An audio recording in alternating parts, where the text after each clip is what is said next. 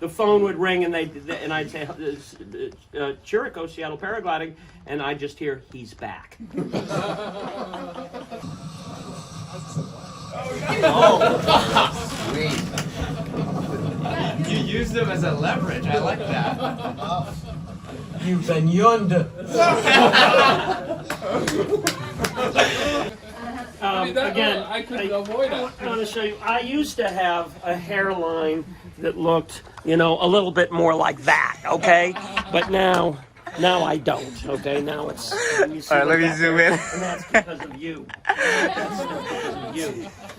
All right, now my hairline looks like that. All right. I feel good. Hi there. They make it look so easy in that Pink Floyd video, learning to fly.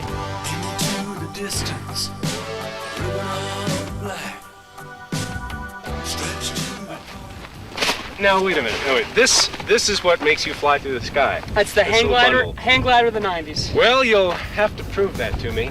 Okay, well, let's get started.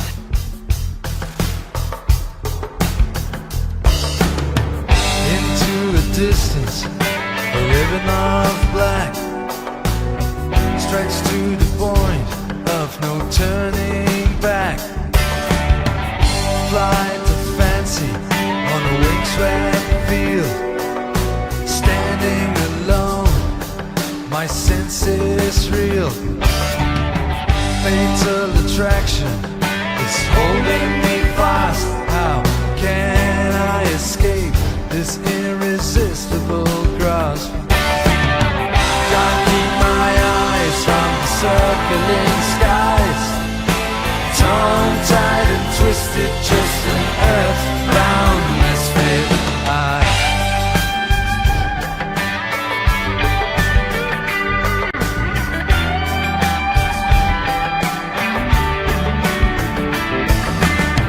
Eyes is forming on the tips of my wings, unheeded warnings. I thought of everything. No navigator to guide my way home, and laden empty, return the stone. The sole intention is learning to fly, condition grounded, determined to try. Can't keep my eyes from the circling sky, tongue-tied and twisted, just an earthbound misfit.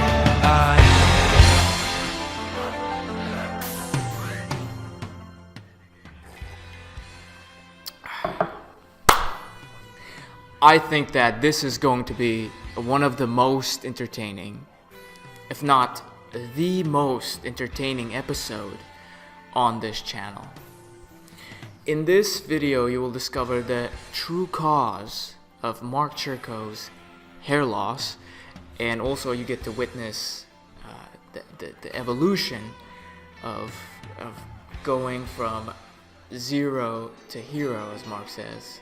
Evolution of one and only Yun Lin.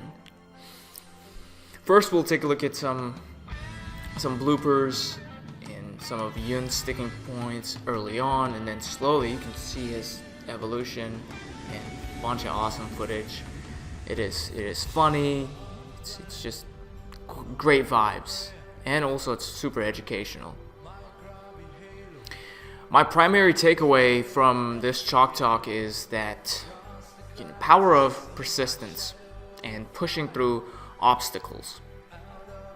In the book Obstacle is the Way by Ryan Holiday, it's a book about Stoicism, there's a chapter about persistence, and I wanted to share this because this word, I think Yun really embodies it. So Ryan Holiday says, the Germans have a word for it: Schitzfights, staying power, winning by sticking your ass to the seat and not leaving until it's over. So let me get the actual pronunciation here. Sitzfleisch. Sitzfleisch. Sitzfleisch. Sitzfleisch. power to endure / staying power. And also it means person's buttocks. Good to know.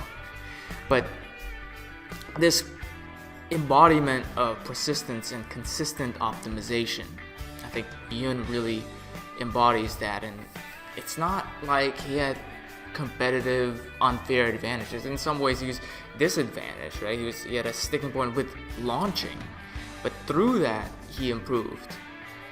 And that idea of my light. All right, we're just gonna keep it rolling. That idea of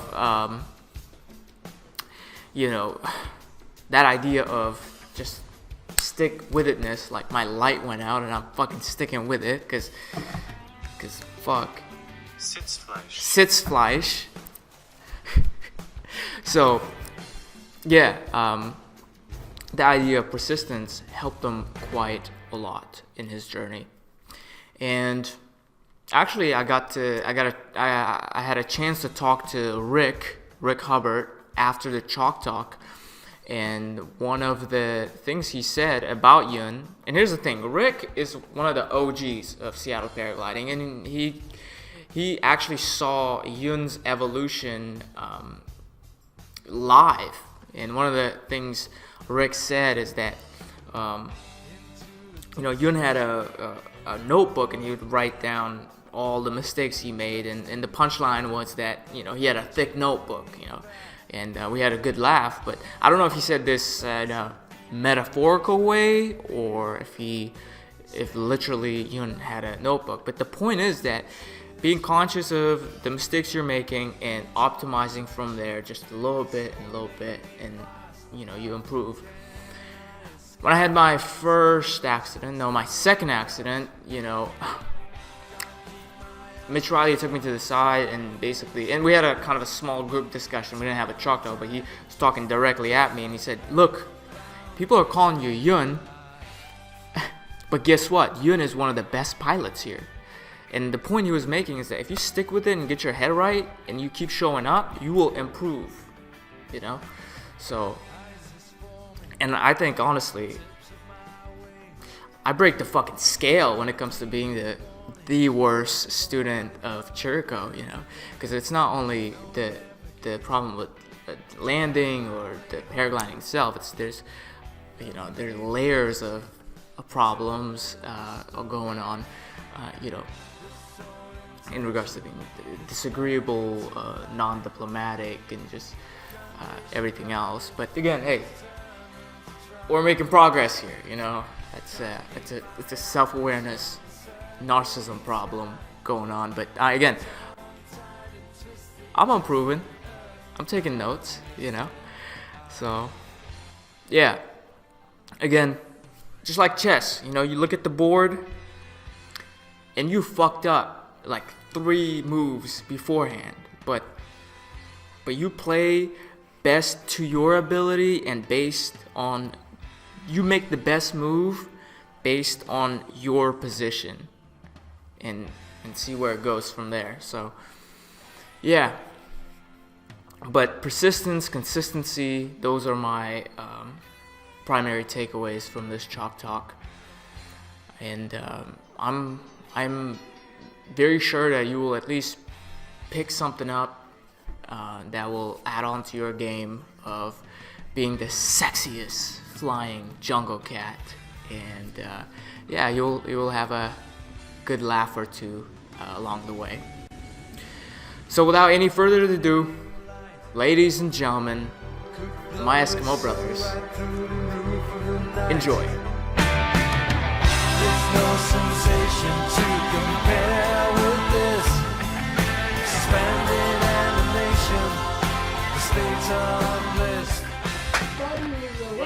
Look at this. You saw the post. You see that? It used to be down to here previous to Yun. Okay? That's where it starts. All right. So Yun, you started 4 years ago? Yeah, I mean, I just exactly today, not today, this month is my, let's see, I'm finished next year, right? I'm finished this is the beginning of my 6th season. So yeah, so I started 5 years ago.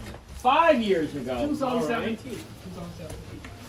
Yeah. And I think our class is the most, how should I say, produce the most tandem pilots. You're saying the year you started? Exactly. We had the most tandem pilots. Well, I think when you started, it was the last year that I was letting everybody in, okay? Yeah, I was lucky. Otherwise, I would be cut from beginning. I think you would have gotten the goal no matter what, because this is, Yun is an example of persistence and tenacity, because we were all saying no, no, no. Tyler was saying no. Val was saying no. And you can imagine, well, it's going to become very evident. I don't have to tell a story. We have video that tells this story. Yes, we do. Night after night here, the veterans will chant Yun, Yun, put on the Yun bloopers. And they've seen them all a bunch of times, but now you're gonna know my pain. I thought it's my talk today. It's your roast. I'm just warming them up, okay? Oh, here's trouble. All right. That's it. Round of applause for Rick Hubbard, please, everyone. I'm watching. There you go, Rick Hubbard. That's right. He's seen quite a bit.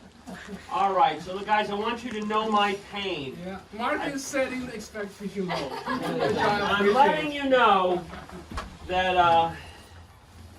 well, I don't know that I can say that if Yun could do it, anyone can do it. Because I have learned something from you with the way you just keep on going, and with this look. You see that? Go ahead and look him in the eye there, and he is just very calm, and you can just be red in the face saying Yun.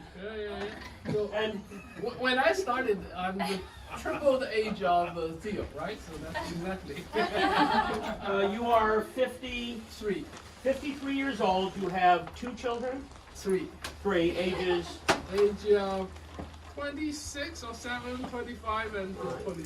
And for the most part, as I've interviewed each of you to get into this game, I would ask, what sport were you most, outdoor sport were you most competent in? And you said... Tennis? Tennis. Sometimes yeah, there you go. So frankly, not And the way really. he says that sounds like he doesn't play tennis either. Tennis? Maybe that'll work. I'll tell him tennis. So, I don't need to talk anymore.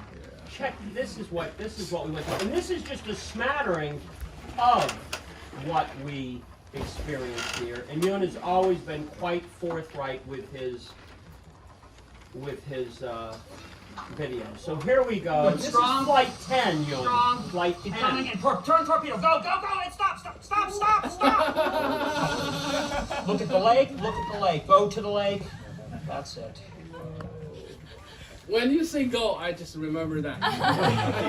Mark, can you run that back real quick? He let it fly though, right, guys? The guy yesterday, if you saw him launch, did not let it fly. He kept Coming in. keeping the Turn brakes. torpedo. Go, go, go. And stop. Now listen, we will all say the legend of Yun is that he does not have an abort button. And that still holds true after how many flights? 950. He's closing in on 1,000 flights, and 400 tandems. Yeah, it's been tough. So here you go. Let's finish this out. Stop. Look at the lake. Look at the lake. Go to the lake. That's it. You recovered pretty good. I don't even know how that happened. Like how he flew out of that, because it looks like the whole thing came in. And he's standing there. That will be. That can be the title on this whole show. Okay. Keep on going. All right. That- So Let flight it happen, 10. right? Here's Stop flight, thinking, just go. Here's flight 16.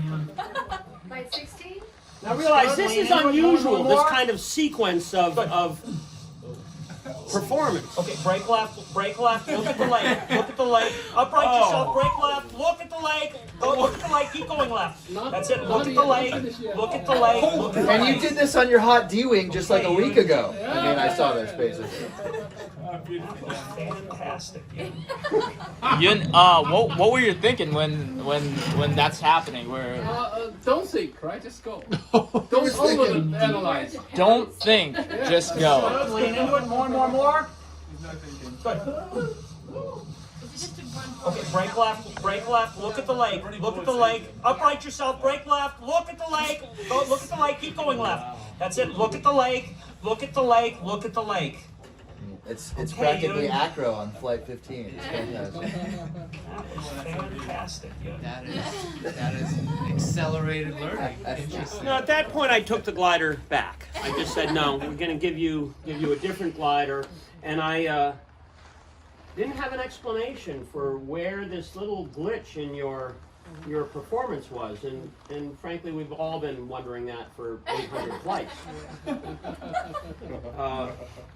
So let's continue. Fast forward 5 years. That was 16. Oh no. That's oh, a no. feeling thing, right? You're good and Right. you didn't have a good feeling, and you're a great kiter now, and you have a way better feeling. Well, when can you allow that say stuff what to the happen, technical right? You have error no was feeling that at this created point. those No bubbles? sense. Control. I can't. No, he's still a mystery. He's a mystery. Let's Okay. just keep going. This is July 14th. No. Right now, you guys are experiencing my pain. Okay? That's what Okay. this is about at the moment. New guy. All right, July 14th. This is July 25th. This is and when we'd admonish Yun, he'd give us a look like this, and he would just kind of listen and take constructive criticism. And then he'd go out and hit the training hill. I was impressed. You'd hit the training hill, whereas most other folks would be embarrassed, insulted, and they would quit. All right, but that's been your attitude the whole time. We will be taken over. If this is the Chinese mentality, we are finished. All right, or maybe we will rise to new heights there. But this is a great American unit. Sorry. That's right.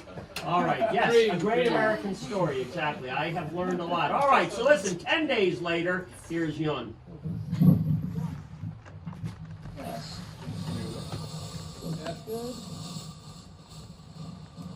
Good. Keep your hands together. Hands together. Keep them close. Hey, okay. Hey, look at the lake. Look at the lake. That's a freaking miracle right there. And you guys know that takeoff is active. It gets crosswind. You can get slapped. It's amazing. He didn't defend himself. And Shot to a helicopter, I problem at all. think. Now, just to let you know, I'm not looking to break down these flights here, but if you do get twisted up, keep your hands in. Hands together. Don't throw an arbitrary hand out, or you'll get that glider turning. Look at the lake. Look at the lake. And you'll unwind. So you were doing twisted tricks before the after guys. Yeah. Yeah. It looks like you put a longer string on him now too. As well. That's right. It's a bit longer. That's right. When Yun would, all right. Control. So this is this says this is 9/3. This is 4 or 5 weeks later. Yes, and when Yun would come out on launch, we would go proximity alert. Yun Lin, proximity alert. And the camera. Ready.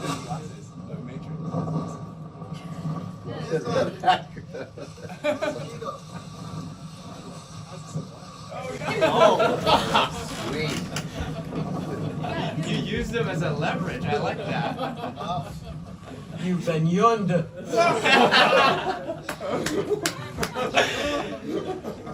All right. You beginning to get the picture? We're a third through, and this is of the videos that we have. This doesn't speak for the actuality of your chronology.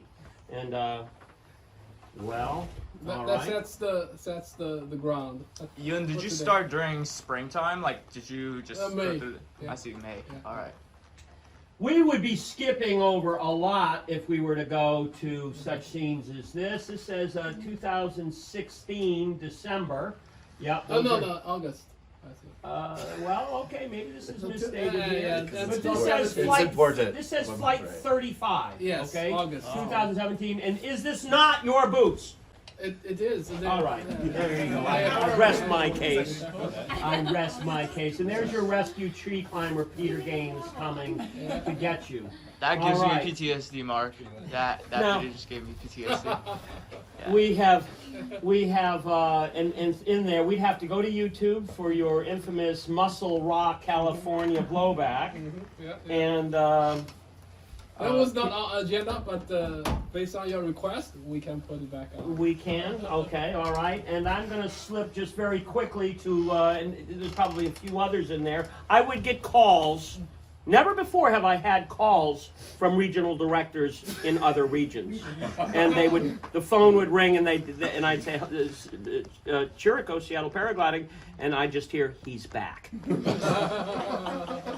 All right, and here's Yun. This is 2019. Looks like August after a little cross country flight. Would you like to narrate this, Yun?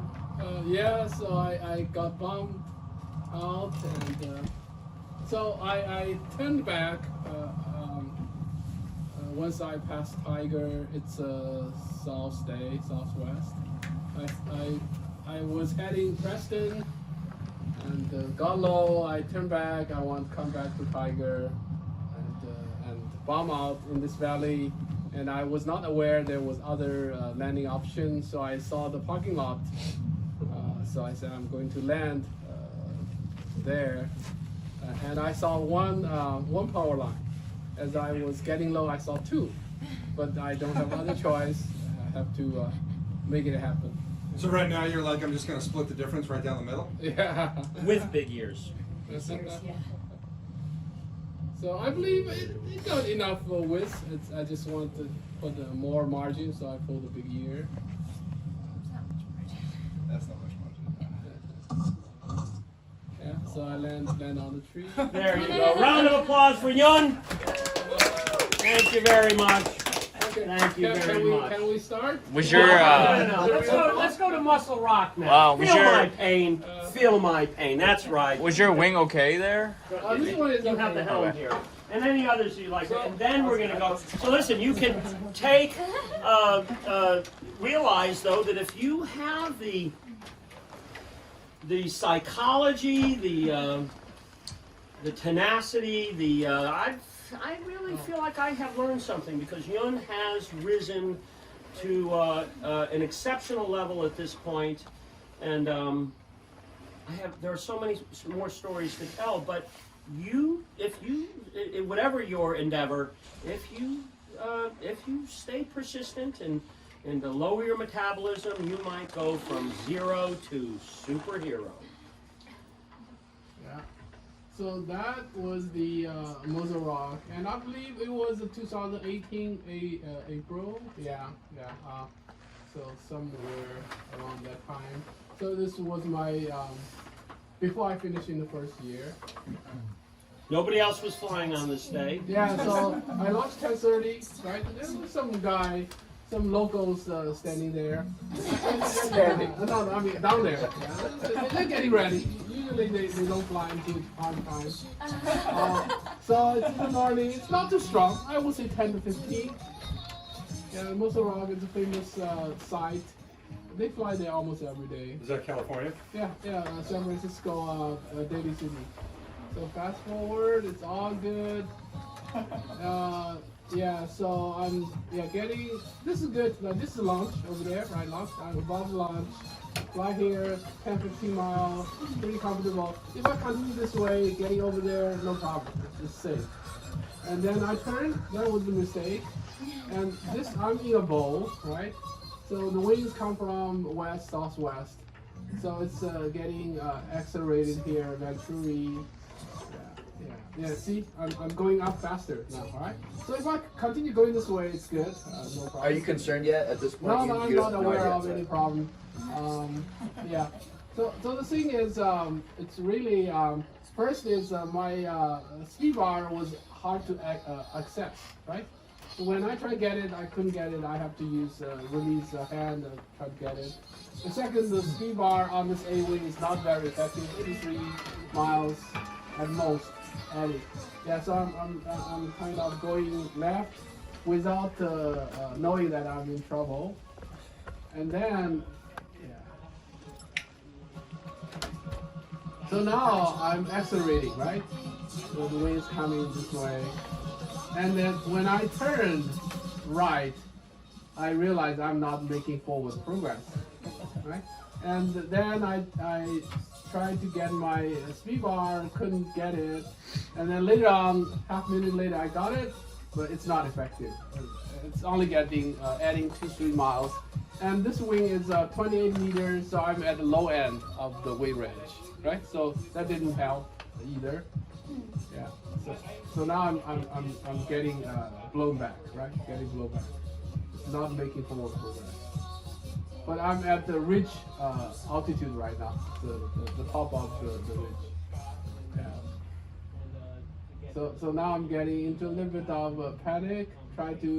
This is where I tried to get the speed bar. I couldn't get it. I tried to see if I just use hand to pull the A rider, but I think it's a bad idea, right? So because if A claps, then I would drop and land on the tree. It may not be a good idea. So I give up that idea. So I'm going back. Now I'm probably 200-300 feet above the ridge, which I think is better because there's a power line. Change the music too. I like that. It's dangerous. It's sad. Something bad. Like it Yeah, so switched now from I'm the getting happy my music speed to, you know, Speed bar did not help, right? In this is case. some action movie music Yeah, right here. right. So this is the house on the top of the ridge, and I'm 200, 300 feet above, which is a good thing because there's a power line just along that ridge, and people have died hitting the power line. Yeah. So Paragliders. Paraglider, yes. So that I heard that before, so I know that getting low blowback is bad, right? And also getting low, you're going to hit the rotor behind the ridge. So I'm high and I want to stay high, right? That's in my mind. Getting high is good. Blowing back, I can deal What with are you doing with your hands, Yun? Like Uh, around here, like every are time you I'm just working the brakes at all, No, or no, are you just no. letting it fly? Or? Just let it fly. Okay. Hand down, let it fly. If you, can I ask a question? Yeah. Do you mind pausing for a second? Yeah. If you were high over the ridge, several hundred feet, Yeah.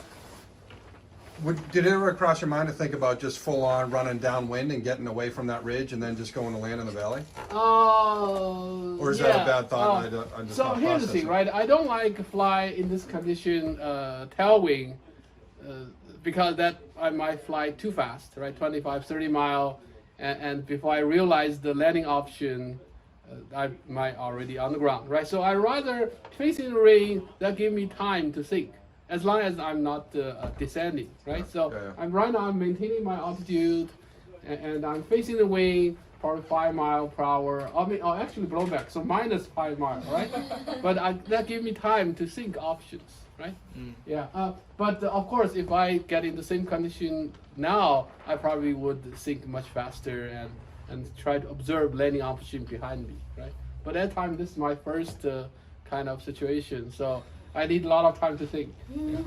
So there was a field on my left, but I don't think I can get there, right? Because it's already at my the wind is come from here direction, right? So I don't think I will be able to make it to it. Oh, so it's like crosswind. That's Cross over there. So There's a very nice soundtrack here. Yeah, it's getting serious. Can we, and this is Highway 10101. Yeah. can you bring up the soundtrack there as you close in on your landing field?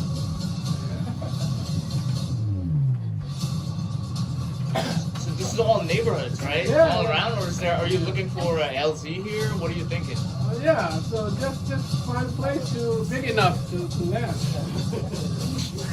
Now realize, new folks, that when you are going backwards, you are very powerless. You don't have much option. You can turn and you can run, but you must keep in mind that when you turn around into the wind, you have very limited mobility. So when you say, oh, there's a field over there, it's not like that. You're going backwards. Yeah. The paraglider is... And you're going fast. yeah. It's going fast back. It's like minus 10. Yeah.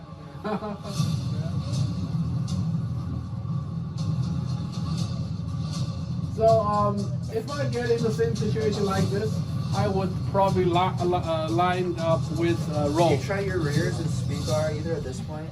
see if it helped penetrate at all more than on your brakes? Yeah. With your rears? Yeah, I'm not pulling the brake. I'm trying the speed bar. It's not effective, right? So I just let it go. So I end up somewhere here on the street. So yeah, so it's kind of sideways, right? Facing the wing. That's not the best option, right? I think the best option is there is a road that aligning with the wind direction will be a much better option. But the good thing is there's no car moving on the street, right? Versus the road that facing the wind, it's a main road. Yeah, is your camera pointing in the direction that you're looking? Yeah. How come you're never? I'm just wondering why you're never looking behind you. Yeah. You're always looking back. Yes, that's right. That's right. Yeah. So, Is this like a you just take the wheel type of moment for you, or like are you still calculator right here? Oh man. Yeah, I'm just trying to manage. And you got popped? Yes. Did that just happen? Yes. Yes. I'm going to land between the cars. Yeah, and not even Wonderful. Round of applause for yet another usage of his 29 lives. All right. There you go. Yeah. Are you getting it? Are you getting it? Yeah. Teaching students. Thank you, young. Thank you very much. I'm impressed. But it Just a quick question on that. You know, you said your big mistake was where that thing. Yeah, right? turn left So, in the shell. like, now that you have some more experience, if you felt you yourself you just have kept going to get out of that because you had a little bit of height. Is that I think with a few more things, right? One is experience, one is the glider I'm flying right now. Speed-wise would add 10 miles, right? It would be easy to get out of the situation, right? So but if you could transport yourself with your experience right now To that same, everything else is the same, right? You're still on a low B glider. Yeah. What would you have done? I mean, it's just situational awareness. Sure. That whether you are making at least 5 miles forward, right? If you have 5-10 mile margin, then you have a lot to play with, right?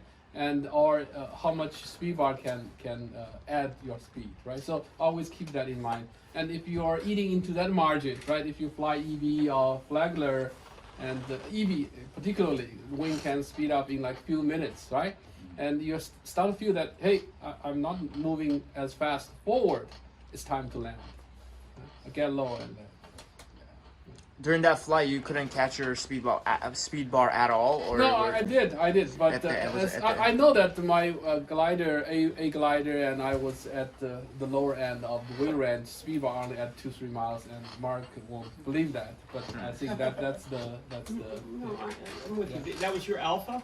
Alpha 5. It was an Alpha. Okay. So for the new folks, I will suggest that this is not a very good solo sport to be out there in space uniquely figuring out what's going on. It can start with flying with other people. Have somebody else wind dummy, and then you are able to see what's going on. And in this case, you were at a site that you weren't particularly familiar with, the locals weren't flying, and so forth. So you can speak about the technical elements of your glider can do this, and I should have done that. But when you don't know, when you're the new person, best you watch the other people and have the consultation of your security environment, so you don't have to know all of the details. Got something to add there, young Master Theo? I was just going to say, like, when you're soaring a site like that, especially when, like, one like Muscle Rock, which is so big, if the wind does get stronger and stronger, the lift band's going to get wider too, so you've actually got more space to play with. You can push forward. So you can push forward and you don't need to worry as much about getting kind of stuck in that venturi. So Yeah, but the good news is I pack it up after I land, walk back in an hour, right? And then they had the second, third flight in the same time. Wow. Okay, so let me ask you this then. Was this most kind of dangerous situation you had so far in your portfolio of flights? Well, I would say, or yeah, I mean, yeah. was it became like I this mean, level the of length between chaos? our Was that- line could be another one. Wait a minute here. We just had the video, where you were flying your END glider and you got caught in a hailstorm and you fell out of the sky. That was within the last 4 weeks. Yeah, but I don't feel much of danger. It's just SO landing What free. about the midair in Oregon? And then there was the midair in Oregon. Yeah, All so right. that one was totally unasked for, right? I was setting the direction to land. I was on the final leg, right? Well before, I mean, and then the guy cut in front of me.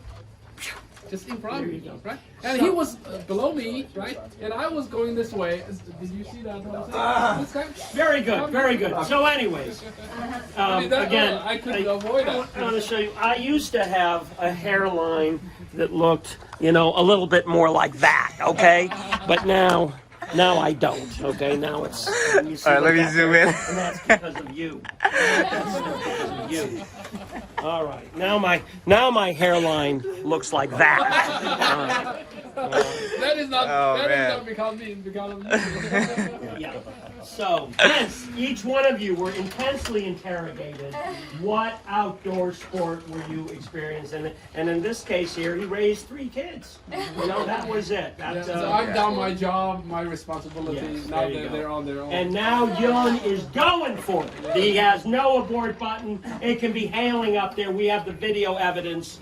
And he can fall out of the sky, and he will go right back up there. And after we extract him out of the trees. And but now we're about to see. You have a number of accolades that that we're aware of, and before you're about to put up your icicle success, in which you've circumnavigated Mount Stewart twice in 3 attempts. If you were to list off, a handful of other flights that you are, that were a success, what would they be? You mean what are the other? Well, some of the, in the last year, you've been knocking out. Particularly, you've been doing some. So I think a few good flights at Via de Bravo. I made to Monaco this past January. And had the 5-hour flight. I think that was one of my top flight. Covering distance of. I think if including all those thermaling, probably over 100 miles. Well, the direct one okay. probably is 50, 60 miles. All right. So what we've done is we've set up a foundation that you can. Hopefully, I will be smart enough to cut you loose if you begin to resemble his learning curve. With us. But Yun has gotten to gold in my mind. So why don't you, if you'd like, are there any questions before he goes into his cool icicle? Yeah, Yun, what do you do for work? Like, I'm just trying to see patterns and correlation in your like many mindset, pilots, but it's super hard to pinpoint. I'm everywhere. So like many half of pilots here, right, are engineers and especially software engineers, right? So if you ask around, like Meridas, right? Alex, I believe, software engineer, right? And Yuri. Okay. What would you say is your biggest, strongest asset that has allowed your learning curve? Just stay focused, right? You want to get better, right? And I think that's determination. Did you look at it as like this is not a bug, this is a feature, like that kind of mindset? Are you a software engineer? Maybe not. You're talking about some terms, technical terms. How did you deal with other people telling you, or even Mark, bringing you to the side and say, hey, like is this what you want to do? And when you hit these obstacles, it's all about how you respond to them, right? So first, you have to have a passion in this sport, right? If you are in doubt, I just want to give it a try. I don't think you will endure and survive this sport. Right? Any small setback, incident will stop you, right? So you have to have an inner desire, and no matter what. An alligator skin. Yeah. Okay. Will you show us? I know that you have some very nice video collage between this icicle Stewart adventure and the last one. So there you go. Very proud of you, Yun. Happy to know you. Yeah. Thank you. And thanks for all the support and the education that Mark here. So, Yun, actually, how'd you get into it on a personal level? Like, how'd you find out that you're passionate about the sport compared to anything else? Was it a social circle thing? Was it you saw a video or? So my previous colleague, 10, 15 years ago, you know that guy, right? The big Ray guy. Goo. No, not Ray. Ray, I met him at the lunch after I finished the training. Don't get me going on the lineage of people that have come before now. Shrek is the one. All right. You remember him? A big guy. Yeah. Oh, okay. So he introduced me. Hey, you should try this out. I'm flying. Okay. Right. And then that planted a seed in my mind. And then 2016, I came with a friend to fly tandem. But at that time, I know that I wanted to learn this, right? And then 6-7 year later, I came here. Talked to Mark. Mark said, no, I'm not taking new students. Right? the thing that he gave everyone. And I came here a few times, right? And tried to convince him. Your persistence is amazing. Yeah. You caught me in a soft moment. Yeah, okay. So let's start with the video that I made last year. This is the launch icicle. So let's play this for a few minutes, and then we can get into the details, how to plan, and what's the role there. This is the one that's like midway up that ridge? Or this is the top of the ridge? Yeah, 3/4 of the ridge, yeah. So it's a lower launch, and I came to know this year there's a top launch. Mark Whiteside launched from the top this year, and beginning it was a little bit of the wing from the back. So the lower launch is better, it's protected. When thermal comes, it can overcome the wind from the back. So it's a one glider size launch, and it's steep, 45 degree, right? It's pretty committed. So you cannot bring up the glider once you leave the ground. You cannot kill it. You don't have a runway to kill the glider. So it's a pretty committed launch. And you got like one or two turns opportunity to go up. Yes. Yeah, and if you lose thermal, you go there, and if you lose, then you land there.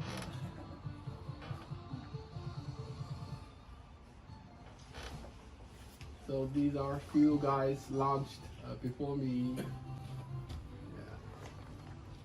Where were you at in your journey at this point? Like P3? P4, that was last year. Okay. I got my P4 after 2 years. Bryce only had 1 year, right? Yeah. Bryce and a few others are actually accelerating much faster. Wait, repeat that part again. So he got his P4 P4 yesterday. in 1 year? Yes, about 1 year. Yeah. So, wow. Yeah.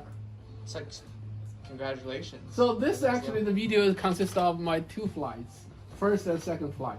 So you will see I switched the glider in the middle in this video. Not many people noticed that. So this was the unsuccessful attempt in end of April last year. And then I was not able to bench over the corner over there. Yeah. So I was with Ariel last year and same this year. So this launch going up. The track is from my second flight, which I got into the enchantments.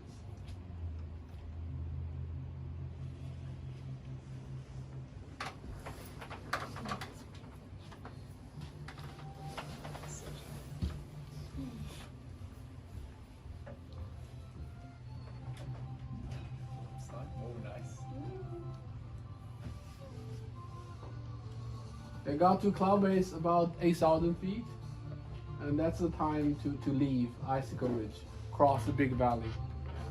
The goal is to get to the next ridge, we call it the Wedge Mountain, above 7,000 feet, the Wedge Mountain. And this is the corner, it's 6,500 feet. under it, if you're low here, someday it's just not enough thermal to push you up. But if you can get there close or above this tip 6500, then it's easy, because it's like reach from 3 different angles, right? You always get something at tip of the mountain. Yeah. So that's the corner. I'm imagining that a few of you are going to go the next time Yun sends an alert, and you might be having Yun as a guide for a very memorable flight. Yeah. So right now, early May is the most. To me, it's the most beautiful time, right? Because the later you go, the snow melt, and in July, pretty much no snow at all. Even on top of Mount Stewart, it's all melt. Yeah. Now, Yun, to your knowledge, maybe there was only one person who has sunk out and had to walk out. Is Yeah, that that's what I heard. I mean, sunk out somewhere in the snowfield and walk out. Yeah. Do we have an estimation as to how many flights have made it to Summit Stewart over top? You mean how many pilots in the past? How many attempts? I mean, it's become a pretty popular endeavor. Yeah. So, do you have any idea? You how mean often this is being accomplished from Icicle to Stewart? Yeah, I mean locals, and there's pilots here, like 2 camp, right? The one camp is mostly west of the Cascades, Seattle area, this Blanchard area. We have about 100, 150 pilots here. We don't go there very often because of 3-hour driving, right, hike, and we don't, familiar with this area. And then there's East Camp, right? Camp, the bunch of pilots over there, probably 50 or ish. I think it's they're flying there every good day, right? So there are frequent flyers just go into enchantments, and they fly probably a couple of times a week. Yeah. There you go. So it's getting to be a methodical play. Yeah, yeah. And I think half of success is just to plan the day, find the proper condition. Okay. Yeah. The ridge into the enchantments. This is the enchantment area, and I hiked once. It's 1 day through hike, 16 hours, 22 miles, and 6,000 feet elevation. So you go there, you go up, and then once you go past this Ascot Pass, right? That's the top elevation. You go there, probably spend 6 hours to get to the top, and then after that, you just walk down.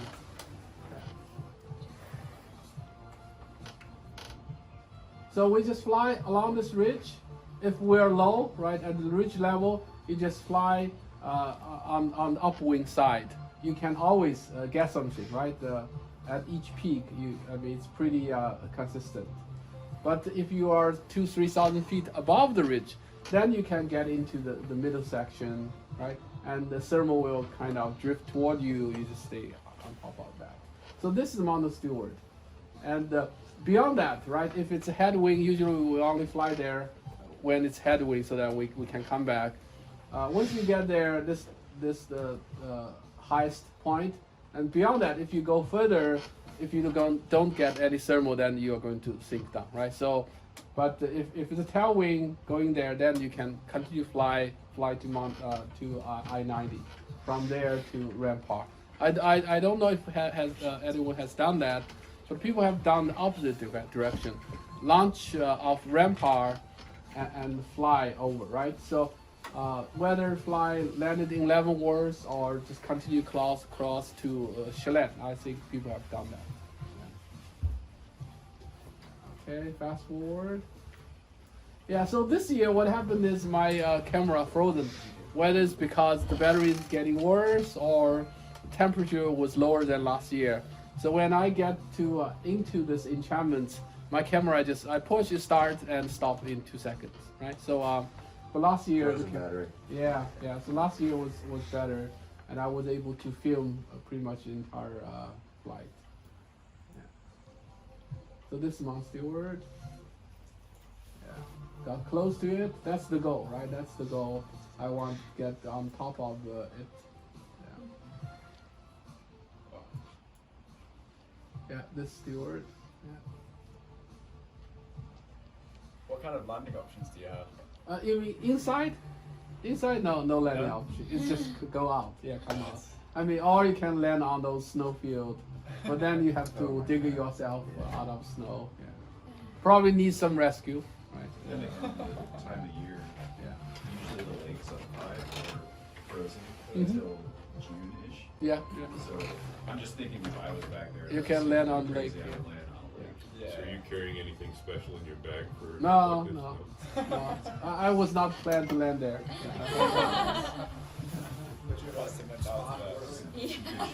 No. Huh? A spot or an arm or something? I'm saying, I'm You sorry. use like a spot, a little satellite tracker? Yes, spot. Yes, I have that. Yeah.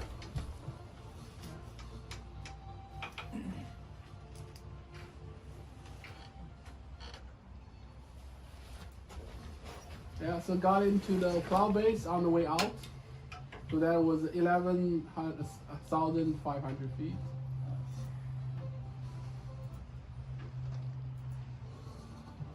These long high flights, How long?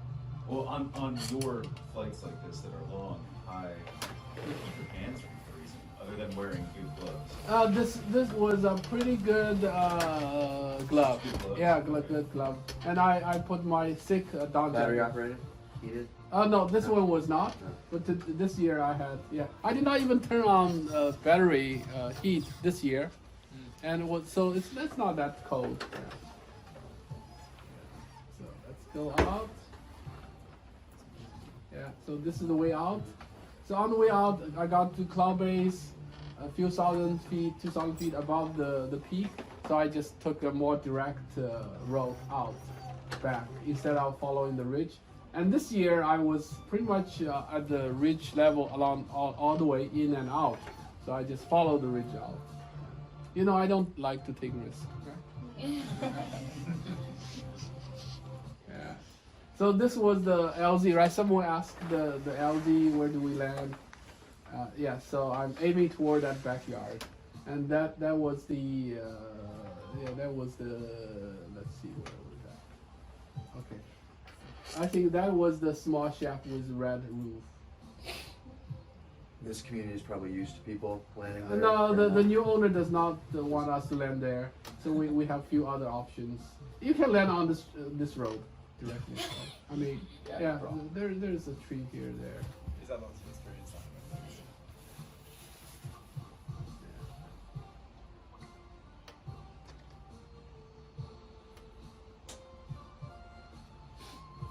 I think I had buttland on this one.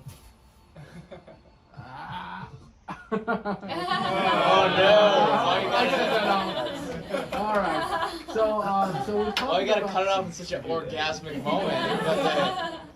You're about to hit it. Yeah. Okay. So this was yesterday's team fly with Bryce. I want to talk about this later, but right now I just want to talk about where is the thing. Okay, I'll show you here.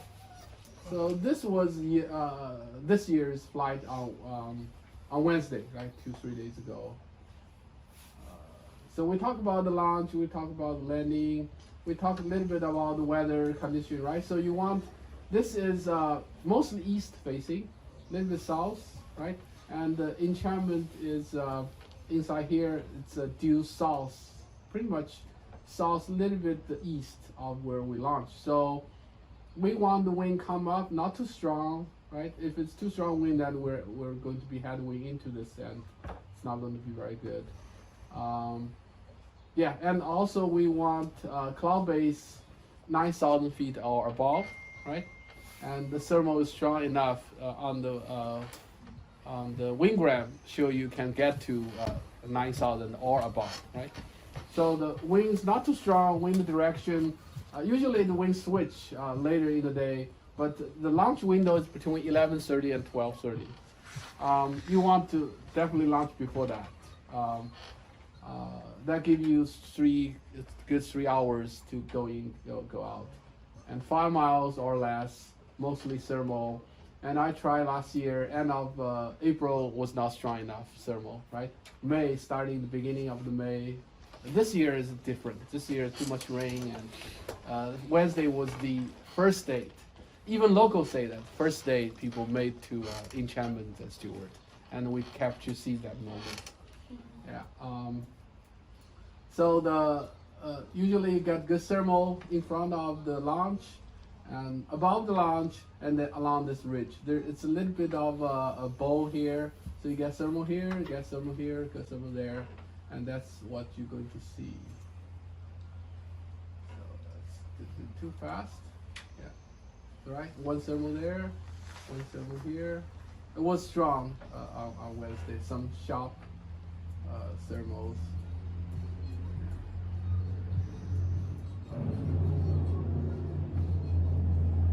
And you see it's pretty straight. Oh, a little bit slanted, yeah. So Can you expand the stats on your? Yeah, that's right. Okay, so so I hit about 85. Then and that was the cloud base there. That's the time I transitioned to Wedge Mountain.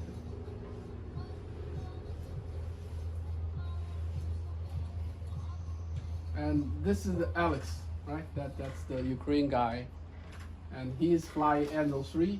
Ariel is flying BGD base light, the high V wing, and I was flying LM5. Yeah. So this was a good team fly here. There's thermal in the same thermal. Something is playing in the back. Let me stop that.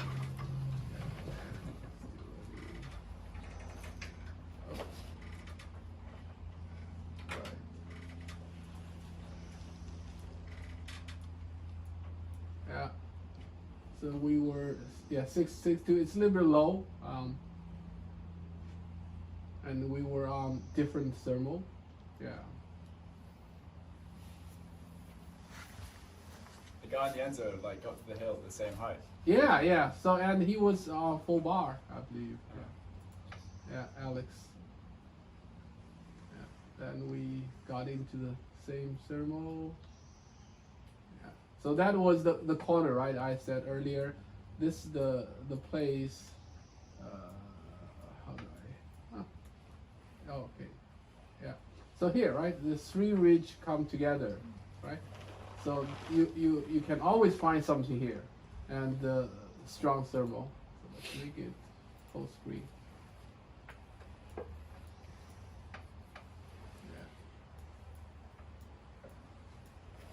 So this over 9,000, right? That's a good altitude to go in.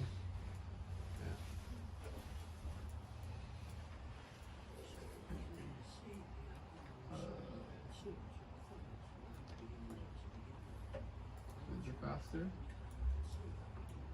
Yeah, I was between 8,000 and 9,000 pretty much most of the time during this trip. So I stay close to the ridge. I don't want to go behind the wings come from this direction, right? This is the upper wing side, and this is the back side. Yeah, so got thermal over this hill.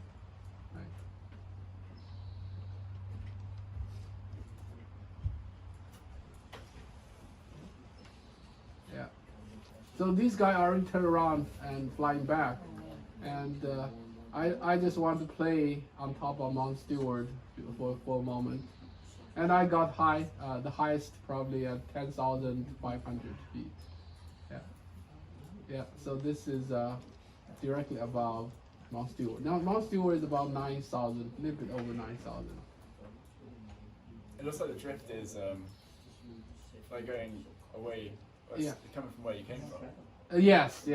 So, I mean, the wing is light and variable, right? So, and now the weather model, Wingram predict a strong northward from this direction, right? This is north, over there is south, but in reality, at 9,000-10,000 feet, it's kind of wing. To me, it's every direction. It depends on where the thermal is. if there's a thermal, it's going to suck you in, then you accelerate toward that. And the average speed is 19, 18 mile. Doesn't matter which direction I'm heading toward, right? So wind, I think, is not a dominant effect on that day.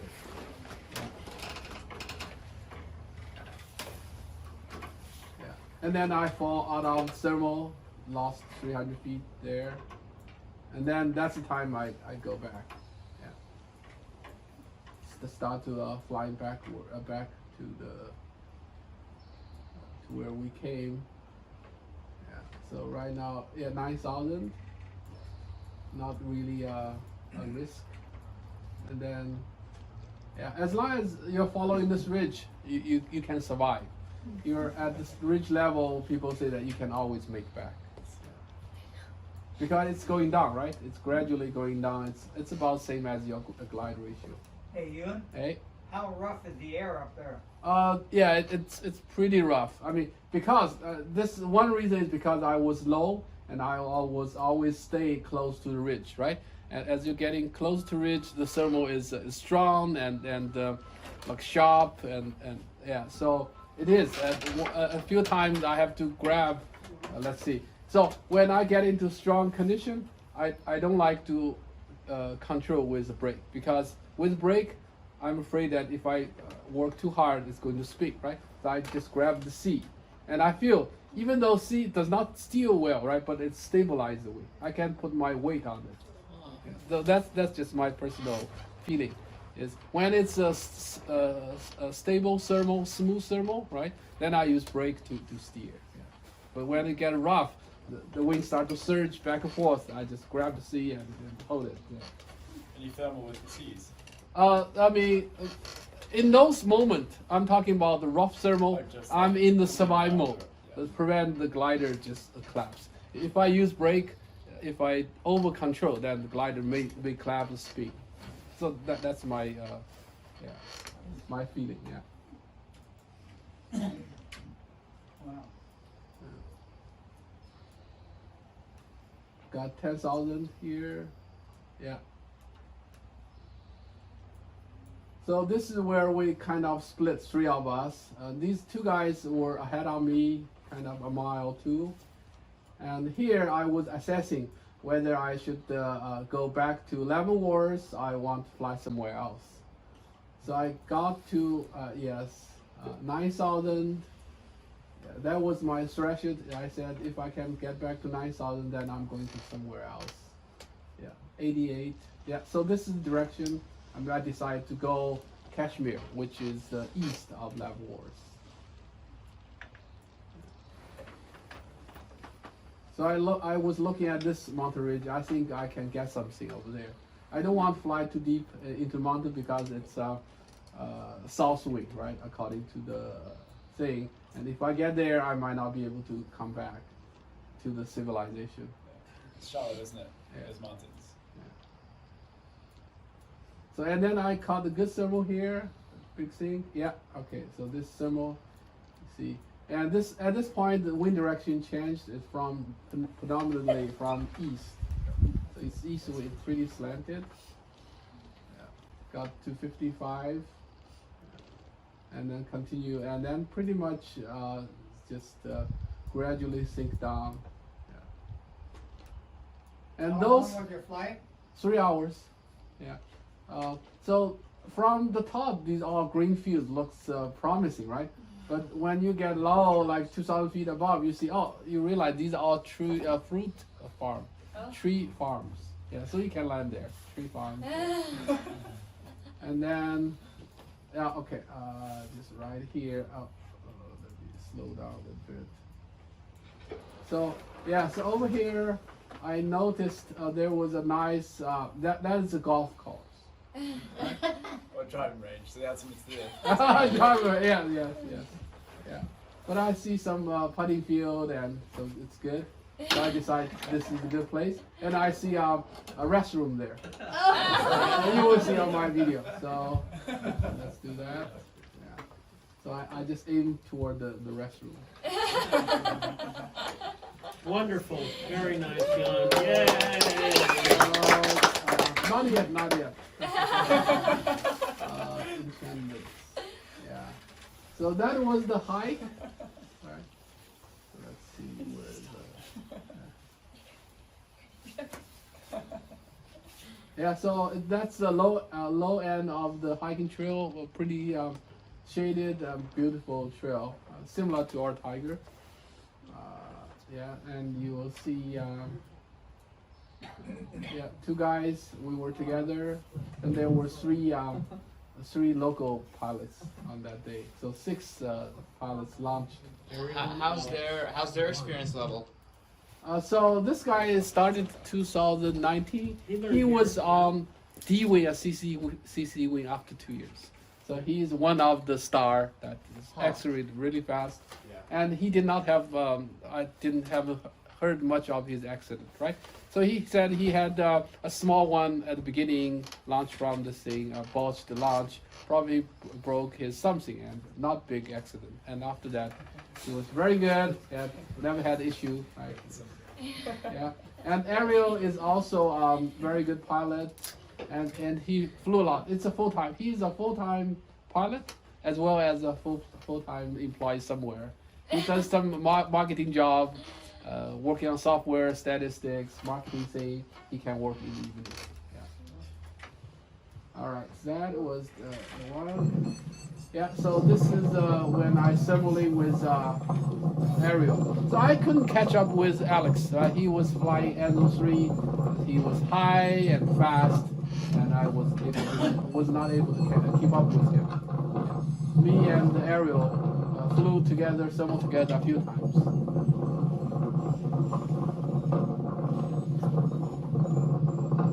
That was before the corner. Yeah, that was the first, you remember, the first thermal we put together. We were thermaling together.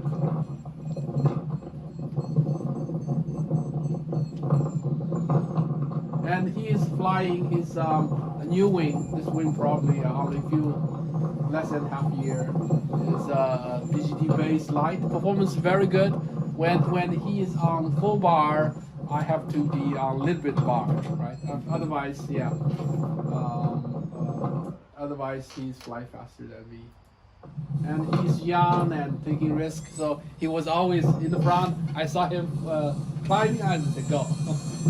He was taking more risks than I did. This is Alex, right? On his NO3.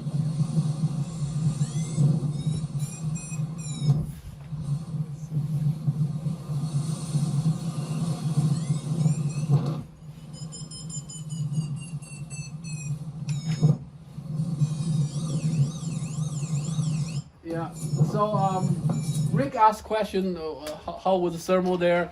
Thermal as if you're 1,000 feet above the ridge and the tip, right, the hilltop, that's mostly pretty smooth. But if you are 500 or lower and you are trying to get higher, get into strong thermal, that's pretty sharp and very ruddy. So I would recommend to have a SIV at least to fly there. And also high B wing would get you a better chance into this enchantments.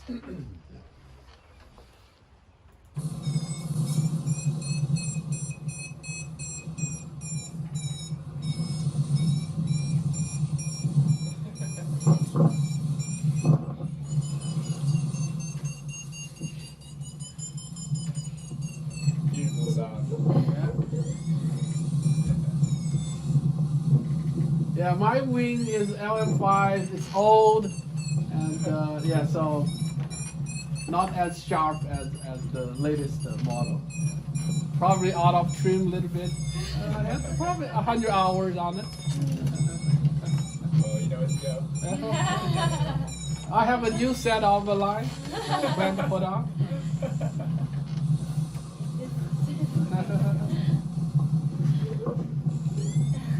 Yeah, so after that, the camera is pretty much frozen and I couldn't take good video. Here we're about 8,000 feet. Yeah, this is last video. So this is this is the corner, right? This area is the corner.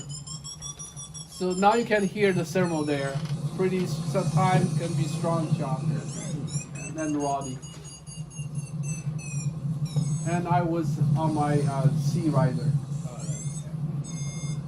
And just embracing the impact, right? Get ready. You were in defensive mode. Exactly. Surviving at defensive mode. I know something is going to happen. Did anything happen?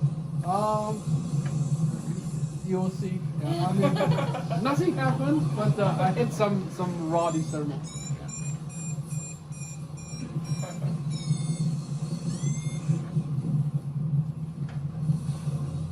That was one.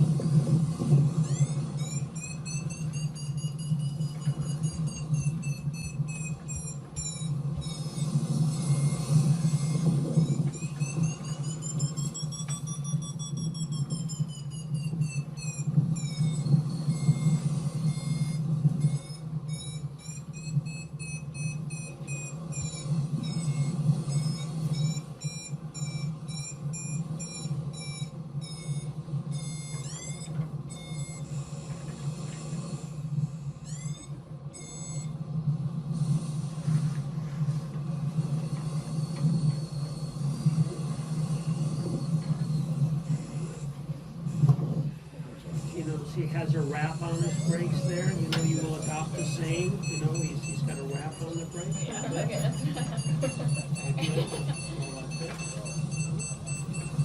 What you should develop what you want. This is like 3 meter fly. Right? At this point, Yun, are you getting blown around? Like, how comfortable are you in your harness and everything? Like, how out of your comfort zone are you right now? Yeah. So right now I'm 100% alert. Okay. Yeah, because you see the thermal is not organized, right? And it's sharp and strong and very small pint core.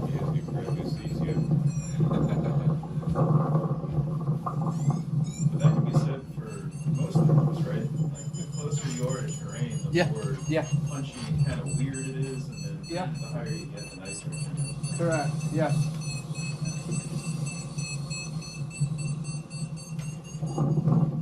But for the new guys, he's mapping out where the thermal is. He's not being thrown around in movement, but he's trying to figure out and isolate where the best lift is. And of course, that acoustical noise is describing the rate of ascent.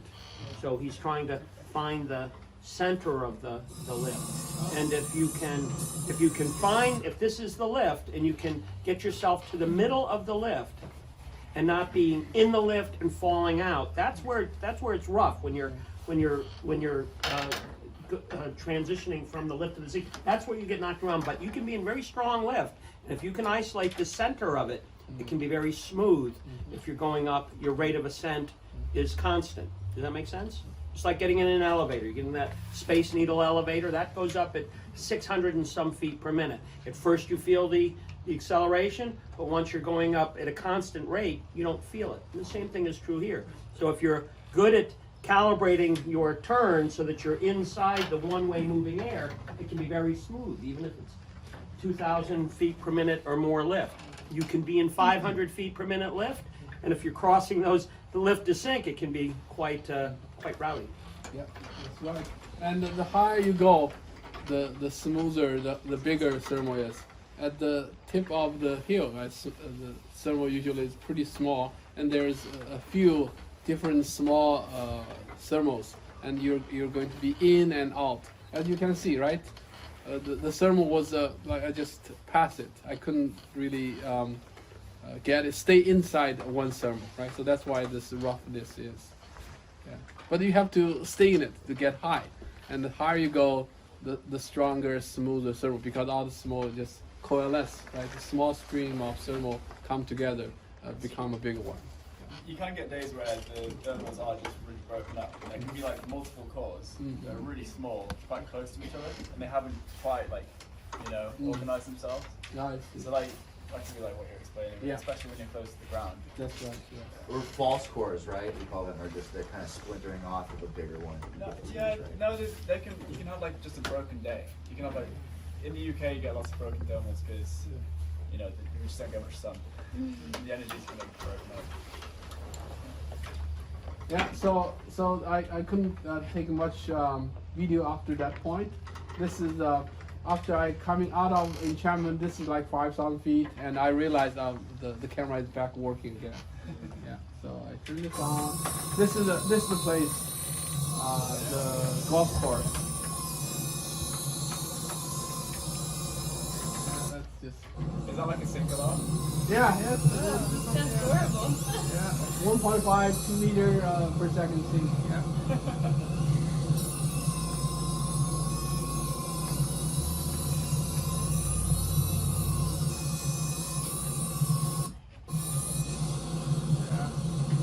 So as I was getting closer, right now you see all the trees.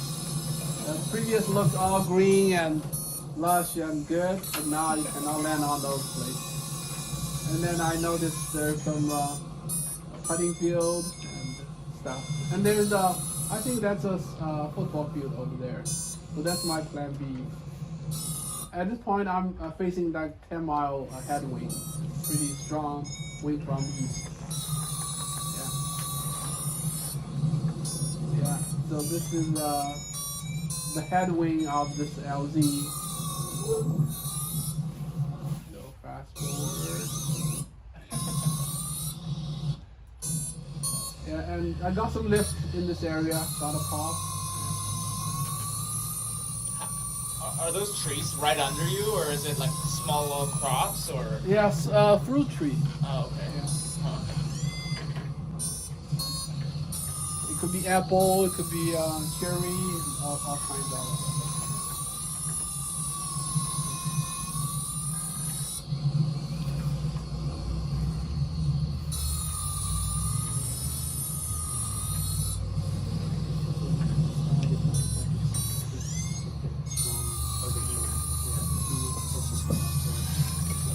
Comes out.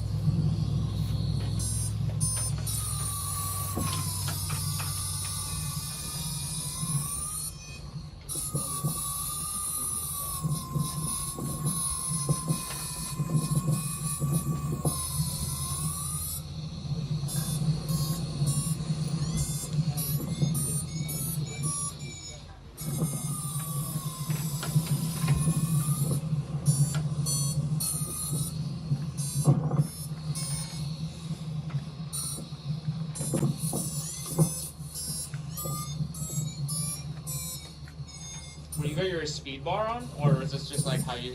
No speed bar.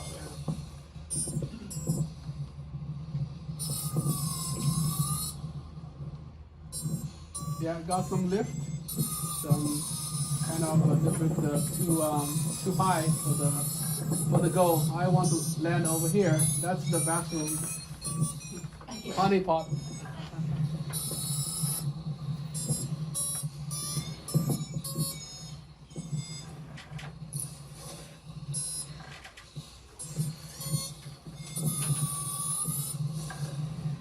What are you doing there? What are you doing right now? I'm trying to slow down. Are you trying to pump it? Yeah, because I'm still too high, and headwind is strong, so pumping the wing is not going to get me stalled. Yeah, just going down faster without making too much of forward. Yeah. Now, don't you get too cavalier about using this. Because you give me, attitude about pumping the brakes, and you gotta be nesting. You don't want to stall your glider low to the ground. Yeah, so if you hold it like that, 2 seconds it's going to disappear, right? And then you just drop. But why wouldn't you use big ears? I could use, I just don't prefer to use big ear. And those D-wings, sometimes big ear just caught in it, and you cannot come out easily.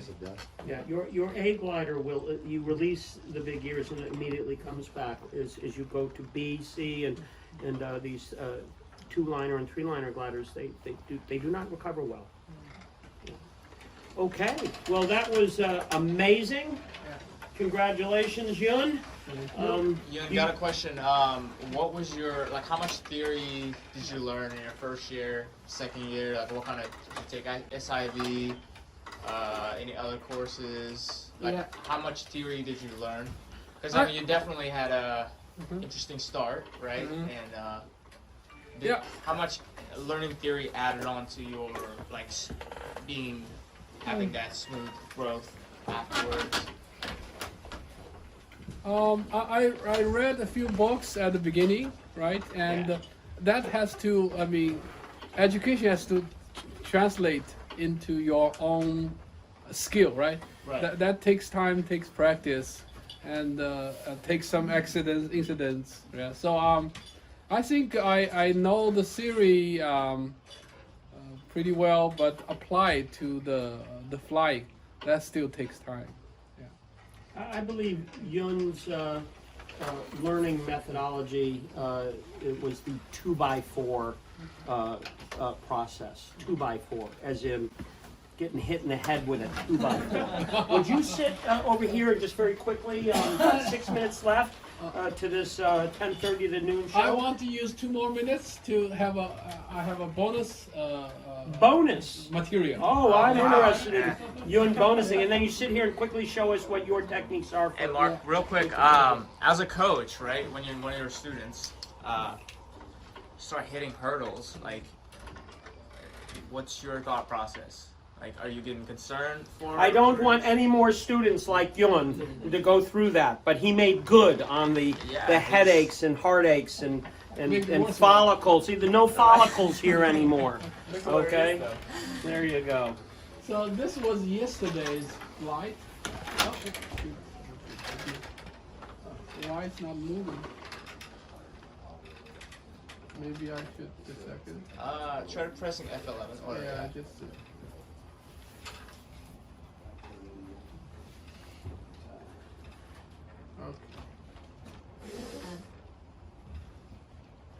Okay, so that was yesterday's flight. We launched around 1 p.m. And you see, we launched almost the same time, me and Bryce. And at the beginning, he climbed faster. Yeah. And then we gradually got to same altitude. And then I started to transition toward east. And I hit the thermal here, we were together. Actually, yeah. So, you know, at this point, I think, Bryce called me over the radio, said, "Hey, Yun, can you wait for me?" Right? I think this was the moment. Then I'm aware that Bryce's intention was to fly with me. And then I took some extra turn here, wait for him like 30 seconds, 1 minute, right? So, and then I saw he caught up, and then we went. Bryce flies the Explorer, right? How is it compared to yours? It was pretty good, and I was not our fault. Yeah, and he's not here, but I think it's good. You see, I'm a little bit faster if I want to be. Yeah. So, but we can fly together, no problem. And Usually, then here. I was going to say, usually if you're flying at trim speed, like the difference in performance isn't super noticeable as much. It's when you start pushing the speed bar, that's when you really get the change. Yeah. So here, you see, he was ahead of me, probably a couple of 100 feet, and I hit. I sense thermal, so I turned, and he kept going. And goal is Mount Si. You can see in the distance there. Yeah. So now I start to thermaling, right? And he was ahead of me, although he was climbing. And then he eventually turned around, so I was climbing faster. That was a good move, right? And then, so we climbed, that was 52, pretty good.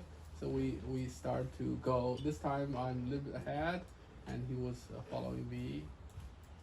And we were about so hit another thermal, he came, okay. And so we were not in same thermal. Right. Yeah, it would be better if we either he joined me in this thermal or I join him over that thermal, right? So that will make a much better progress.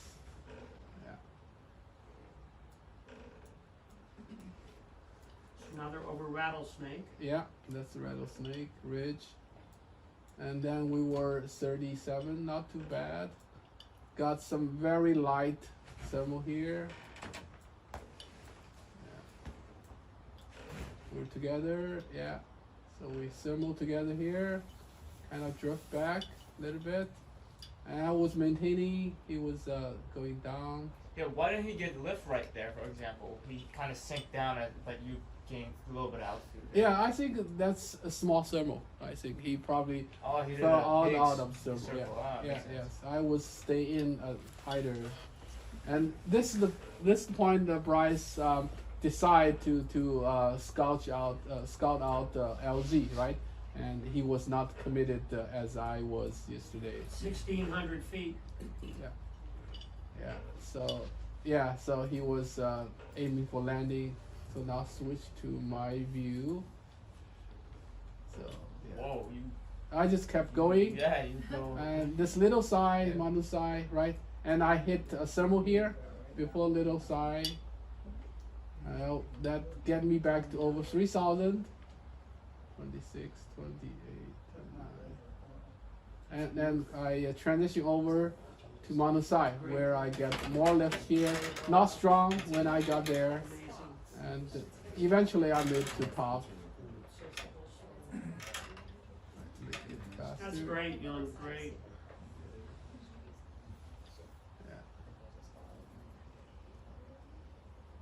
Yeah, see, not much of lift over there. Yeah, why didn't you double down on the first one right away? Here? Why are you looking for more? Was that too light for you, or? Yeah, this is pretty light already. I want to see. Oh, now once I get higher, then get some good thermal. I mean, experience tell us that you always get better thermal at the top of the hill, right? Huh. Yeah, and then start flying back. The rest is history. So I almost made back. You can see. Wait, were you looking for Bryce, or? No, Bryce already landed over there. Okay. Yeah. He wants to get back To Tiger. Yes, a few pilots made back to Tiger Huh. yesterday. Yeah, I just choose a wrong, bad line, right? So if I had 2 or 3 other pilots, I mean, fly with other pilots, then I think we will have better chance. So at that point, I should go this way, right? Highlands instead of going directly. I thought the wind has turned to northeast. I thought I would get some thermal here, but I didn't. So now this time I did not aim for the power line with the previous experience. I landed at the shoulder of the highway exit. It was easy. You have that video. I think I just want to see the landing of This video here? Yeah. I ran out of the power. Ah, I don't have it. But it was there. And now,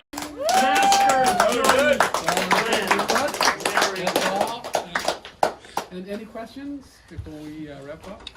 Would you just sit very quickly in the harness and you give us your 2-minute on how you like to conduct your posturing and so forth? Give the guys some ideas on what you like. Now, of course, you like to fly a pod, and so it's a little different, but...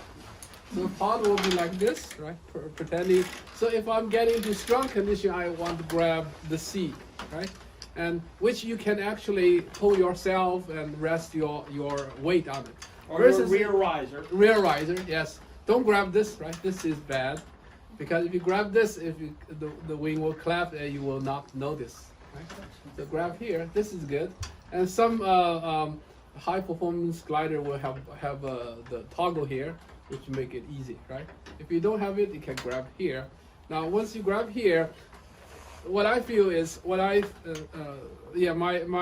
feeling is you can actually pull yourself up, right? And this will not spin your glider. Whereas if you do this, and if you do this, right, hold it for 1 second, the glider, it's going to spin like 360, right? And then you got scared, you lose this, you raise head, then the glider is going to surge, right? Whereas if you grab here, if you feel that glider is going to surge, you just hold it, right? And the glider will not spin, and it will hold back. So that's just some tip. How do you prefer to wrap how do you handle your brakes? Yeah, so this is not best way, right? I do this way. Versus the TL, it's do this, right? I don't even know. Something like that, right? Yeah, just about. And how about your posturing? And now you're flying in a pod, but how do you?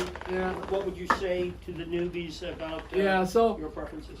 So use your weight to turn which make this thermaling much smoother turn. Sometimes you see my earlier video, I mean the track, my turn was not smooth, right? It's always make sharp edges, which make the thermaling less efficient. And the reason is I was using brake, less of weight shift to turn. For instance, if you use weight shift, right, and then use the out brake to control your circle, then your circle becomes very smooth circle. Looks beautiful. So as Robert, as I notice you're making a move, go ahead and show. Notice how nuanced it is. He's not lifting his leg. It's just a soft push over, and you would create your own. You know what I mean? But here, I will just suggest, yeah, just relax. You're just flipping your things. Here, you take your control, and Pranav, you can try the same. So just take note. He's not. It's not a big move. He certainly is not putting his leg over, but you can see it's a very soft move where you develop your personal technique for influencing the pallet, the board and the seat to get what you want, and then you supplement with the brake. Get a wrap on your brake, that is important. All right? However you do it, you know what I mean? That's right, and whether you turn your hand towards or in front, that will be your preference. But this is important to develop early on. Yep. And just relax your legs. You notice it's so that you can fly for 3 hours. There you go. And now roll to the other side. And now relax. And I kind of like, look, just like this, something soft, and you're feeling your outside brake. Okay. Yeah, and hold at your chest level, not lower. So chest level. And you notice how he's actually drawing, and I also find myself doing that. How he just relax, like a peregrine falcon, you know, drawing his tucking his wing in, you know, is kind of what I think of you feeling little 1-inch movements. Okay, what's up? Hey, Ian. How much, when you're using your C's like that, how much input are you putting into them? See here? Yeah, you know, when you said like, you know, if you know it's a big turbulent area. You can pull your weight on it. It's not going to cause problems. But in order to actually, like if you were on your C's yeah. and you thought you were trying to prevent a collapse, how much input would you put? I mean, pretty significant? Yeah, you pull down, the only thing you need is a 2-inch, but this 2-inch and this 2-inch is different, right? This 2-inch you don't put only 2 pounds. Here you have to put probably 20-30 pounds, your weight. In order to get 2 inches. Yeah, which is okay. That's the good thing, is you cannot overdo it, right? Versus the brake, if you put too much, you're saying the wing is going to shake. Yeah. Okay. Ian, what's your procedure go-to when it comes to wing is just acting up? You know, it could be asymmetric, right? What's your first go-to thing? Because, like for example, last week's Chalk Talk, Will said like his philosophy is looking up, bending his knees. Yeah. Santa Cruz's philosophy is kind of opposite, where first thing is you gotta assume that you heard something instead of looking at it. Yeah. Right? You don't have time to look. If you look at assess, it's already half second, 1 second pass. Right. It's already happening, right? So what happened is two contrasting ideas, right? So what's your take on that? The first time you realize you have to kite a lot, forward kiting, right? First time you will realize is suddenly you lose brake pressure. There's a healthy brake pressure 1 pound or around, right? That you all can always feel it.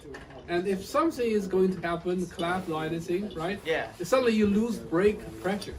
That you know that you're in rough air and the wing is not going to do well.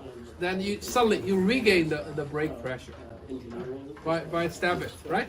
And quickly recover. You don't want to hold it for a while, then the wing is going to stall, go away, right?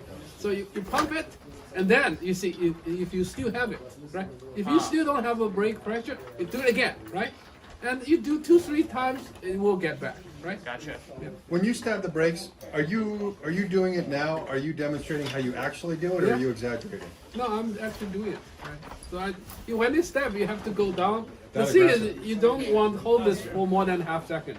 Right? Boom.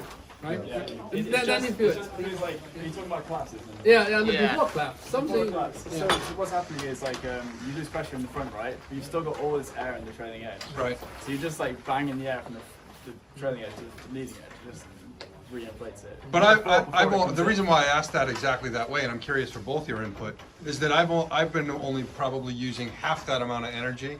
Yeah. when I'm stabbing, you know what I mean? Like that was pretty significant. But it's all based on like how big of a feeling you're getting. If it's Sure. like, you know, the whole thing's about to go and like you can really feel there's like Right. there's no pressure there, then you give it a proper big jab like you were showing. But Theo- if it's just like a small one, it's like you moderate it to the feeling. Yeah. That- So go ahead. Oh, I was just gonna say, that makes me think of that book, Mastering Paragliding, where he talks about being a mirror. So if the air's, you know, has a bat and is smacking the shit out of you, then you Yeah. have to be aggressive back. Yeah, exactly. But if you do that in soft air, you're gonna have a problem. Yeah, Yeah, but, exactly, yeah. but in the software, you don't get the feeling that your wing is going to go away, right? It's true. Yeah, maybe just move a little bit, and then you put a little bit. You see, the glider still there, right? Yeah, It is suddenly you lose the brake pressure. Nothing. You feel nothing, right? You know that the wing is smushy and it's going to just go away. That's you put the big one and fast. Yep. Yeah. Yeah, and it's really not maintained. It's like it's literally just hindsight. Yeah. So, Theo, what sensory do you focus on? Like, do you focus on the hearing, or do you look up when there is like I think it's just like asymmetric or some sort of chaos? You maybe do maybe you a go off mixture. feel or look? Maybe a mixture of like, you know, hearing and feeling, but mostly feeling. Mm-hmm. Because you know, like you might be able to hear like a crinkle of the glider if it's like Yeah. if it's got past the point where it's starting to collapse. But if it's just like, you know, you're entering an area of turbulence, and it's like you lose that brake pressure. It's just feeling in here and also on your brakes. So the first thing, what I would do entering a turbulence or rough air, that I'm expecting something, I grab the seat, right? That's the first thing I do, and I put a lot of pressure here, maybe 5 to 10 pounds, right? Which is okay. It's not going to affect your glider performance. It's the seat, right? And then, so I think that is going to make me feel much comfortable. And on the sea, I have a pressure, and if the glider still surge, I can stop it, right? Which I think is, to me, I feel more secure than when I'm on brake. When I'm on brake, entering rough air, then I'm just constantly just stab it, and I want to feel the brake, right? And if it's too strong and the glider is still moving, I still going back to the seat. So for a beginner, Yeah. rough air, Yeah. would you recommend grabbing the seats? You can practice. I think you can practice, and just gradually get used to it. I'd say mostly when you're like gliding somewhere, it's you can practice on the seas if you're gliding somewhere. But if you're in thermals, do you use them in the thermals? Just in the smooth thermal, I don't do that. but right? you do when you're entering the thermals, you're using the seas maybe if it's rough. Yeah, not really, it's that's good. So if I'm expecting a day is like 3-4 meters thermal, right? Yeah. I'm probably constantly on my seat and including getting to thermal. Once I'm getting into the core and the core is big enough and smooth, then I start to do a brake because you have to bank and stay in the thermal, which the seat does not give you yeah, exactly. steep enough angle. On your four riser systems, are you talking about using C's or D's? Four Well, riser. You'd always use your rear risers, whatever they are, whether they're C's or D's. Yeah, because if you're pulling, you know, kind of within the riser cascades, like you're going to be changing the profile in a weird way. The rears is what you want. Yeah. The rear risers. The rear. But just to go back to like when to practice, just mostly on glides if you're feeling the rough air. That's what I'd suggest. Yeah, because you won't get too much control if you're thermaling with the C's. Ayun, have you ever had to launch a reserve? In SIV, I did twice. Yeah. But okay. Not intentional, because Yeah. of something went wrong. Quickly walk me through the tree incident. But Yours, yeah. the one that you saw here, that was like 5 years ago, right? Oh, okay. That one, I had a collapse over the kingdom. This reset? 4 years ago, 4.5 years ago. And I was pretty back in the kingdom, right over there. It's a north day, and I had a collapse, I believe, yeah. And I lost altitude. I was close to the kingdom. I was a little bit overconfident. I was on my 35 flights, right? And hit turbulent. Did not catch it. I think that was thing. I was not good enough to to sense a collapse or prevent a collapse, right? So it happened, I think I lost from 30-40% of my wing, turned right, which is kind of into the tree, and I was like 100 feet above the tree, or maybe less. So, and then I regained orientation and turned left, but I was already at tree level, right? So if I have 30 feet, or I was like 100 feet over, I would be able to skip that, right? So I was just too low over the tree and too back in the kingdom. I was probably just at the tip of the kingdom, right? And then kingdom has some runway, and I did not make it. So both time I landed in the tree here. The second time was recent, right? I was just soft landing, gradually kind of coming down. So I did not hit the tree like facing the tree and wrap around you. This is where accident happen. People break leg or break hand. Is you hit the tree, pretty fast speed, and then you wrap around the tree. That's where you break things, right? Have a puncture. And can I ask you something? So I hit a tree, but I saw it coming. It was wide. I couldn't turn out of it. It's just off launch in Costa Rica, and I hit about this level. And then it stopped me, and then I went down. But is there something I could have done, like bump the brakes and pop me up and over it? Is there? It's not. I mean, it's not. Paraglider. It's not efficient if you don't have enough speed to transition your speed into your altitude, right? It's just kinetic energy. Converting the energy. Yeah, you cannot. Yeah. So, yeah, if you've not got any energy, you can't really do much converting. A speed wing you can, right? That's like 30-40 mile. Then you pull the brake. It's good. You can go. You are going to have a good swoop. It's like landing. If you come down fast, you brake. You're going to go up maybe 10 feet, right? Maybe 5 feet. Not anything more than that. And I don't know. I've never talked too much to anyone about landing in trees, but I have heard this like floating around. Somebody was saying if you know you're going to land in a tree, the most dangerous thing is like not actually hitting it. It's like afterwards if you fall down, if you fall through the trees, it's like a fall from height. Somebody was telling me, don't hold me to this. I don't know if it's like right, but you try and like pitch your wing back, like just before you hit the tree, and like when you kind of just like moments before impact, you let the brakes all the way up, so the wing kind of overflies and has like it's almost like going to grab the tree.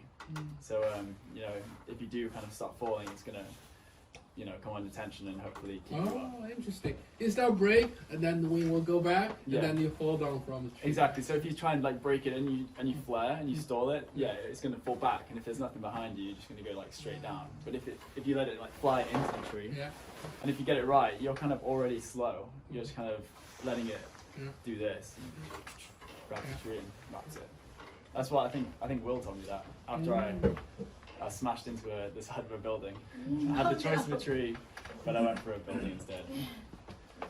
Yeah. So did your glider land on the roof of the building? It was a construction site. So I kind of I was going between like a row of metal rebar, which is spiky, and managed to not poke myself.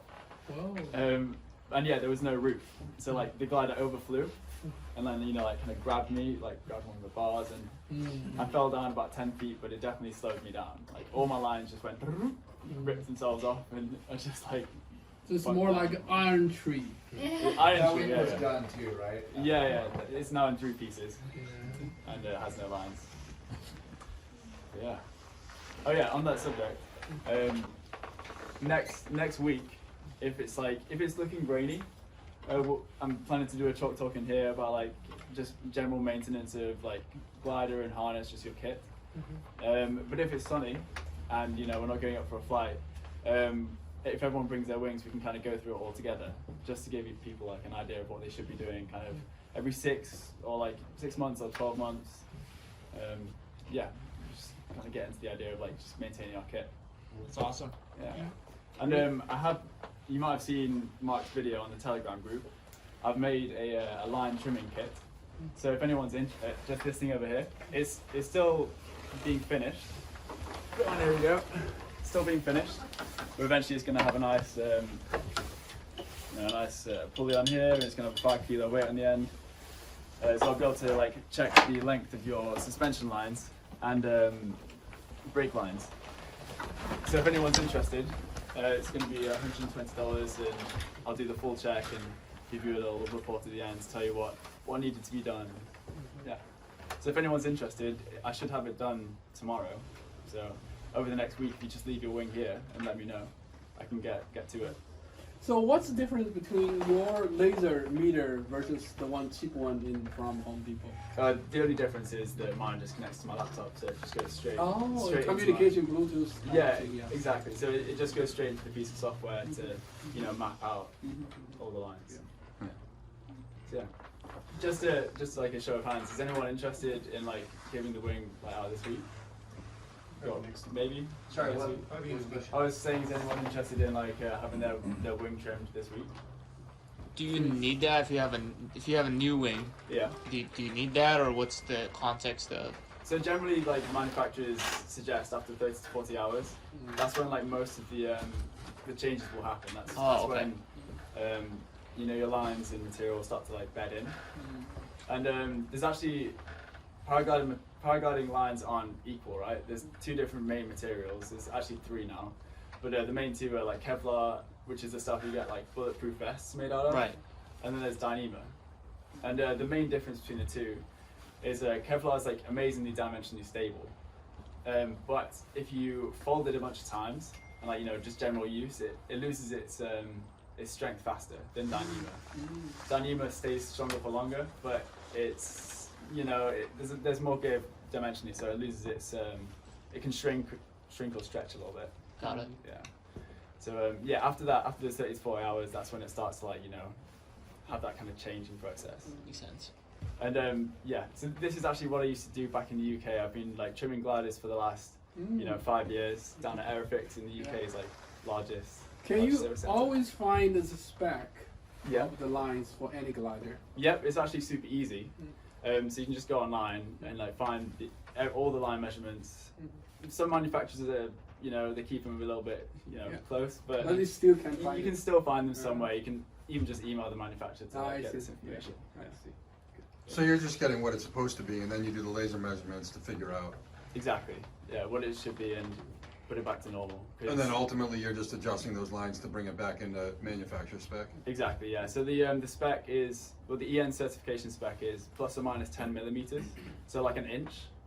And that's like, obviously you think about how long your lines are and getting it within that tolerance. It's that's the challenge. Yeah. So the line has multiple cascades, right? Yeah. 2, 3. So when you do trim, do you only do it like at the main line, or you sometimes have to do at the upper cascade? In like extreme cases, you have to do stuff in the upper cascades, but most of the time you're within that tolerance. And when you're trimming like a higher end wing, that's when you start thinking about the upper cascades and stuff like that. But most A to C wings are usually fine just on the suspension lines. I see. Yeah. Should be a great chalk talk next Saturday. Yes. So, Yeah. All right. Well, our time now is We went over time. 2. It was all that bonus hang and material. ask more questions, but we'll call this one good. All right. Now a round of applause for our. Thank you. And thank you, Yun. Thank you so much.